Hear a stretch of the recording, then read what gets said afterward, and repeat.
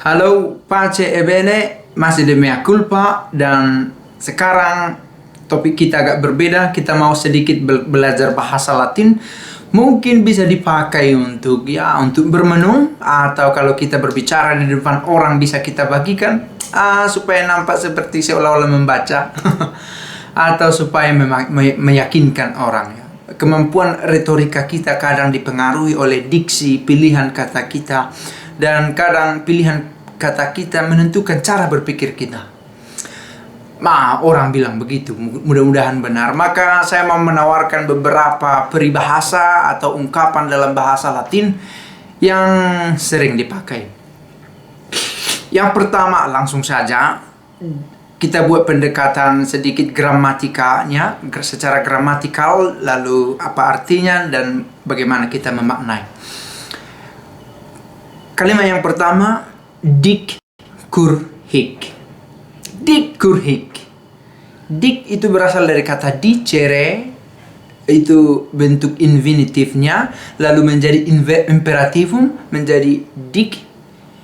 Katakanlah kur, sebab apa? Kata tanya. Hic, adverbium di sini. Dik kur hic. Katakanlah sebab apa di sini. Katakan alasanmu, ngapain kamu di sini begitu. Kalau kamu misalnya berbicara di depan siswa-siswa, dik kur hic. Katakanlah ngapain kamu ada di sekolah ini. Kalau ada orang yang ikut ke asrama atau apa, ikut seminar, dik kur hic. Katakanlah sebab apa kamu di sini. Cari alasan yang kuat. Ini untuk mencari motivasi seseorang mengapa ikut satu kegiatan, mengapa mau melibatkan diri dalam satu kelompok, atau untuk membakar semangat orang supaya semakin semangat memulai kegiatan. Itu bisa dipakai. Dik kur hic. Mati lampu. Oke, next. Yang kedua, tempora mutantur et nos mutamur in illis. Ini peribahasa yang saya temukan ketika saya masih di seminar menengah dulu. Ini termasuk yang pertama yang saya tahu, dan ini dibuat sedemikian rupa, ditulis dengan tanaman pagar di depan seminari dulu. Yang satu seminari dengan saya mungkin pernah membaca ini. Tempora mutantur et nos mutamur in illis. Tempus temporis, neutrum, deklinasio ketiga, itu artinya waktu. Mutantur itu bentuk passivum, orang ketiga plural. Mutantur, waktu diubah, berubah. Et nos, dan kita. Nos itu bentuk nominatif kita. Mutamur, bentuk pasif juga untuk orang pertama plural. Mutamur in illis. In illis, illis itu maksudnya kembali ke tempora yang tadi. Maka tempora mutantur et nos mutamur in illis. Waktu berubah dan kita diubah di dalam waktu itu. In illis, di dalamnya. Nya di sini orang ketiga plural, yang dimaksud adalah waktu itu. Waktu-waktu, jamak dia.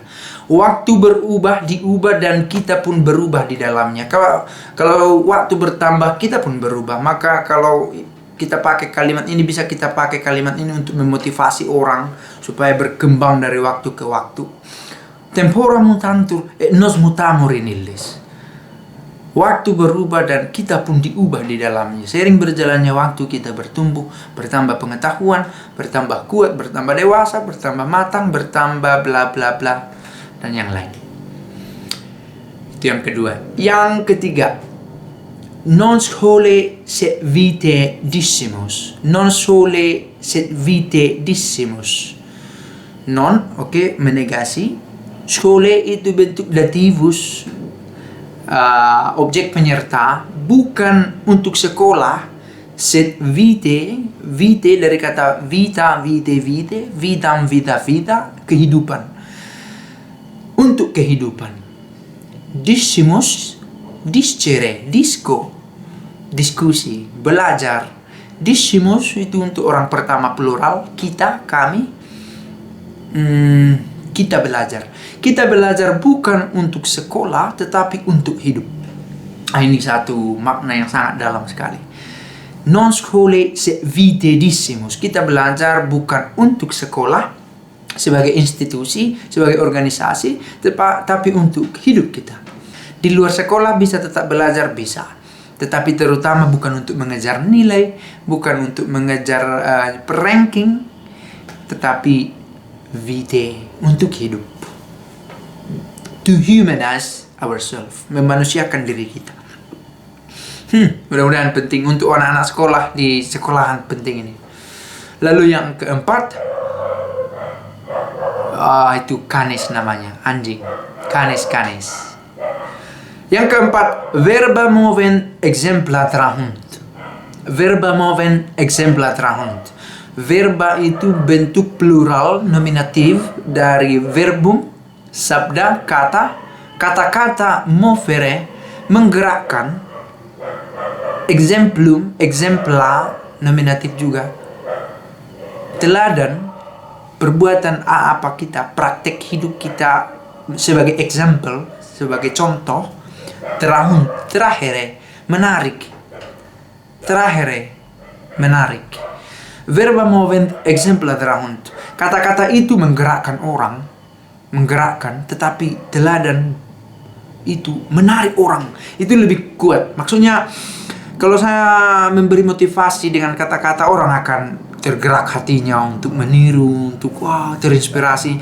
Tapi kalau saya praktekkan, orang akan langsung ikut, begitu ya. Ambil sampah.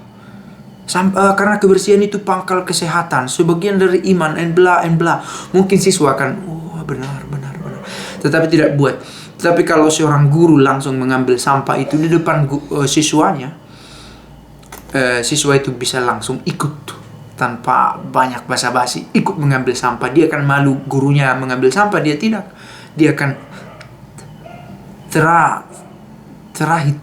terahitus, yang ditarik. Dia akan tertarik untuk melakukan itu. Terahitus, saya lupa bentuk participium passivumnya. Nemo yang kelima, nemo dat quod non habet. Ini enak sekali. Nemo dat quod non habet. Nemo, no one, tak seorang pun memberi, dari, do, das, dat. Tak seorang pun memberi. Quod itu pronomen, kata ganti untuk dia yang tak seorang itu, yang seseorang. Non, negasi, negatif. Habere, habeo, habet, habes, habet, memiliki. Nemo dat quod non habet. Tak seorang pun memberi dia yang tidak memiliki. Sederhananya, kalau saya tidak punya uang, tidak mungkin saya bisa memberi uang. Kalau saya tidak punya perhatian dalam diri saya, tidak mungkin saya bisa memberi perhatian pada orang. Kalau sesuatu yang abstrak ya. Kalau saya tidak punya cinta dalam diriku, tidak mungkin saya bisa membagikan cinta. Cinta itu pertama ada dalam saya dulu, lalu saya berikan ke orang. Dalam praktik nyata. Nemo dat quod non habet. Ada 5. Mudah-mudahan tidak terlalu lama video ini.